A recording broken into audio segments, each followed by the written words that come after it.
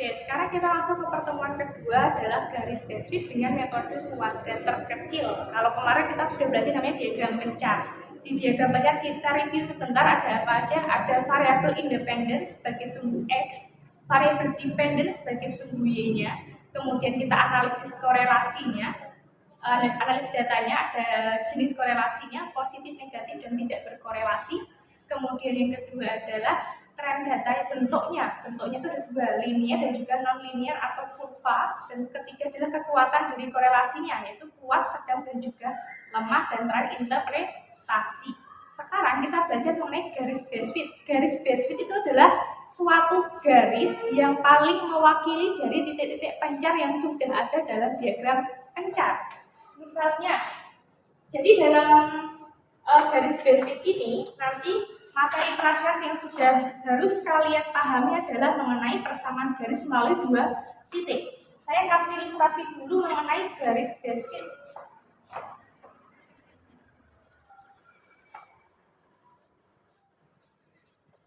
Misal di sini ada sumbu X dan di sini ada sumbu Y. Kemudian di sini ada berbagai macam titik-titik data yang sudah kalian buat misalkan. Kemudian kita cari tahu, untuk mencari garis Base-Fit itu kita tarik sembarang garis yang paling mewakili dari berpencarannya semua titik-titik yang ada dalam diagram. Contohnya saya mau tarik garis ini. Nah, ambil beberapa kemungkinan, jangan hanya satu saja. Ini adalah kemungkinan pertama dari garis Base-Fit-nya. Ada lagi, misal kalian ini. Nah, minimal dua kemungkinan garis yang kalian lakukan. Bisa lebih dari itu.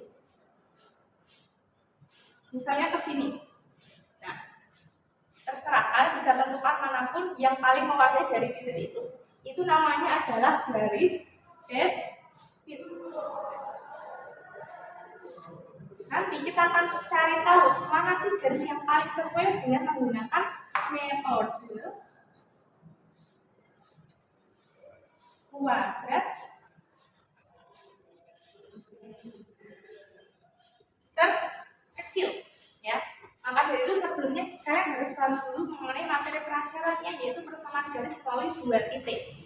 Misalnya, di sini saya udah punya titik sini dan juga titik ini. Lihat ya, titik sini itu dari X1 sama Y1, berarti X1, Y1. Titik yang ini itu X2 sama Y2, X2, Y2.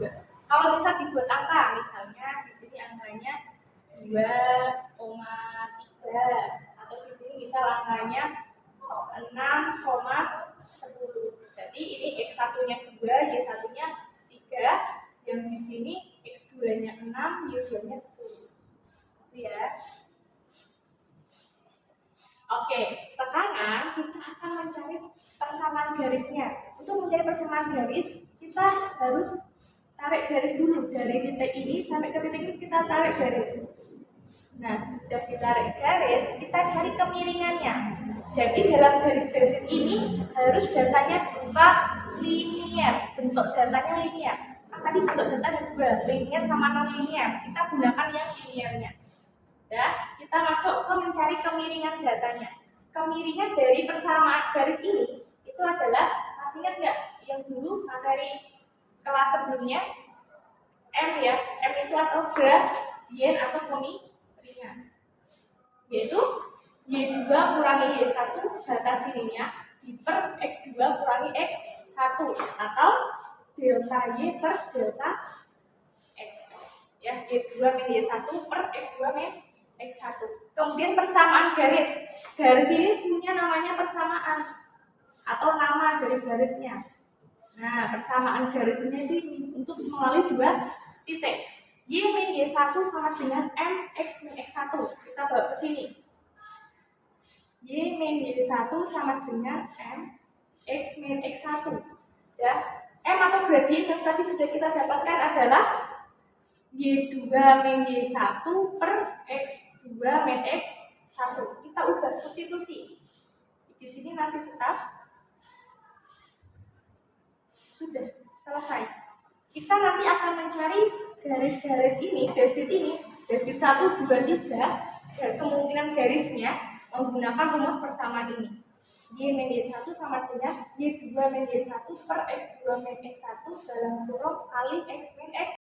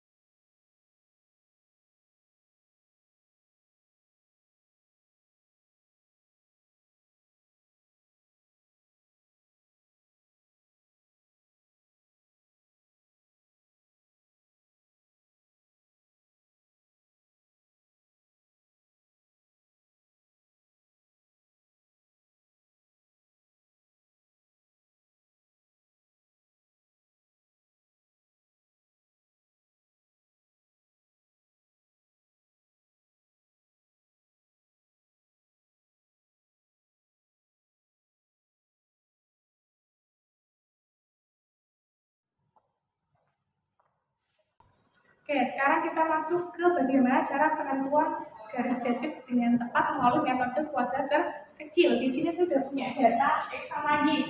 Ini saya ambil datanya sebagian saja. Untuk X-nya adalah 3, 5, 10, sampai 25, dan nanti seterusnya masih ada lagi. Kemudian Y-nya 40, 36, sampai 25, dan masih ada lagi, dan seterusnya. Gitu ya.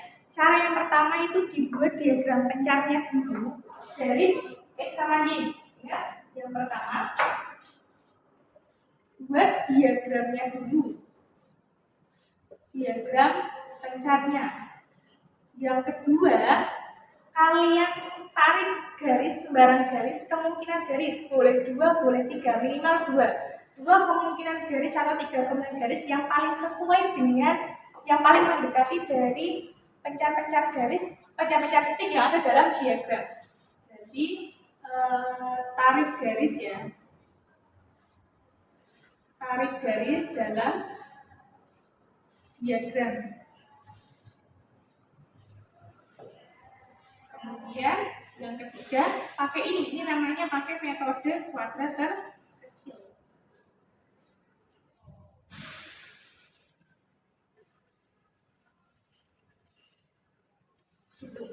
Oke, kita coba buat diagramnya dulu.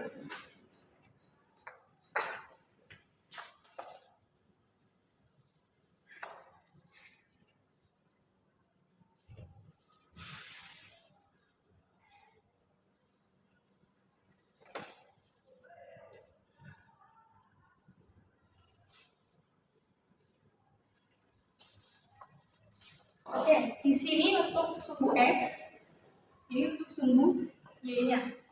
X-nya dimulai dari minimal itu nilainya 3, maksimal kita anggap saja itu 25, dan sisanya masih banyak lagi. Y-nya paling sedikit, ambil saja misal 25, Y-nya di sini 40. Oke, berarti kita tentukan kelipatan berapa? Paling mudah kelipatan 5. Jadi di sini jadi 0, kemudian 5, 10, 15, 20, 25, 30. Kemudian yang sumbu Y juga sama, 0, 5, 10, 15, 20, 25, 30. Karena sampai 40 berarti masih berlanjut ke atas.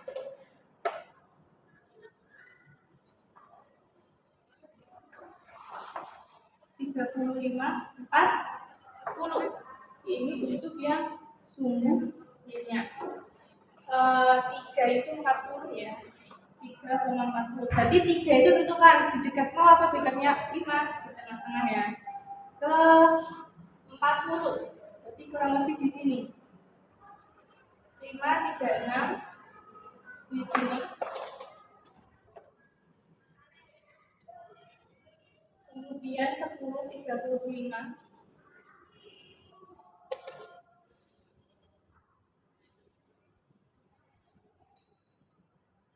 15, 35.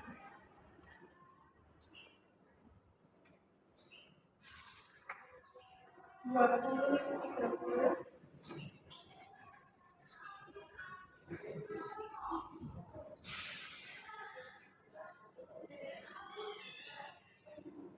25.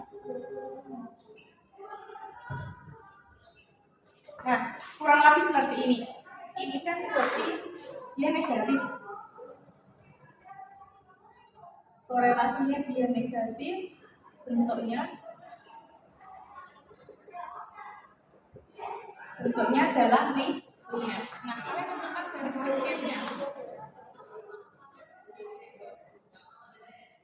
Untuk menentukan garis basic, tarik garis yang menyentuh 2 titik yang melewati dari 2 titik. Misalnya melewati titik ini dan titik ini. Jadi ini adalah titik dari 25,25 misalnya. Terus yang ini titiknya ya 20,35. Dan nanti tarik garis lagi sembarangan di sini melewati ini dan juga titik ini. Tentukan 2 titik awal dan juga titik akhirnya. Gitu ya.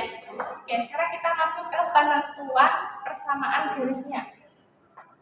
Misalnya titik yang kali ini yang akan saya ambil contoh adalah titik 15,35 dan 25,25. Nah, jadi kita masuk ke persamaan garis yang tadi. Y min Y1 per Y2 min Y1 sama dengan X min X1 per X2 min X1. Saya tulis ulang di sini ya. Y min Y1 sama per Y2 min Y1 sama dengan X min X1 per X2 min X1. Gitu. Dapat Y-nya sama dengan 50 min X. Jadi Y topinya sama dengan 50 min X. Kita mencari persamaan garis itu sampai ke sini, Y topinya. Y topinya adalah persamaan garis dari garis yang sudah kalian pilih, garis dari titik A dan juga titik B-nya. Oke. Kemudian Y topinya kita udah punya persamaannya 50 min X, ya kan? 50 dikurangi X-nya ini 3. 50 kurangi 3 47. Lagi 50 min X, 50 kurangi 5 berarti 45. 50 kurangi 10 40 dan seterusnya.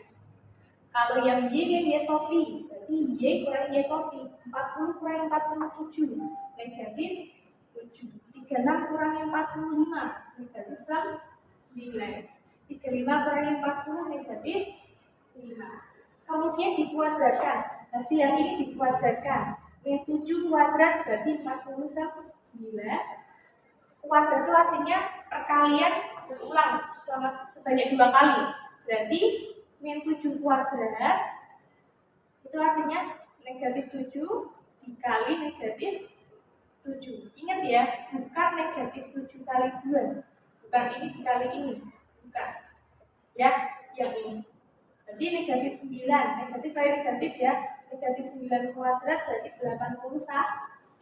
Negatif 5 berarti negatif 5 kuadrat artinya negatif 5 kali negatif 5. Berarti 25 dan seterusnya. Sampai nanti datanya selesai. Kalau sudah, kalian totalkan. Total atau lambang di matematika itu sigma. Total dari Y min Y topi kuadrat untuk garis yang apa? Nanti kalian kasih warna. Misal garis yang ini namanya garisnya merah. Nanti tulis total Y min Y topi kuadrat untuk garis yang merah itu nanti berapa? Bisa di sini 628 totalnya. Terus nanti untuk garis yang lain totalnya berapa? Dan kemudian kalian bandingkan. Garis basic adalah yang mana total dari Y min Y kuadratnya itu yang paling kecil. Itu ya. Jadi residunya ini residu kuadrat itu adalah sigma dari Y min Y topi kuadrat. Residu itu apa? Nah, residu itu adalah misalnya ini adalah garis persamaannya. Kemudian di sini ada titik-titik pencarnya. Nah, residu itu adalah jarak dari titik ini ke garis yang paling sesuai ini, garis regresinya. Garis regresinya. Ini namanya residu. Nah, ini namanya residu. Makanya kita gunakan metode kuadrat terkecil untuk mencari tahu residu yang paling kecil. Otomatis nanti yang banyak titik-titik yang paling mendekati di dalam suatu garisnya. Kita cari residu terkecil melalui ini. Nah, ketemu nanti. Misal yang warna merah nanti garisnya residunya 628. Nanti lagi yang warna hijau, warna biru, ada kecil lagi 60 atau 50. Nah, berarti nilai residu yang paling kecil itu adalah garis base fitnya. Itu ya, atau persamaan atau garis linier, garis regresi linier yang paling sesuai dalam diagram pecah tersebut.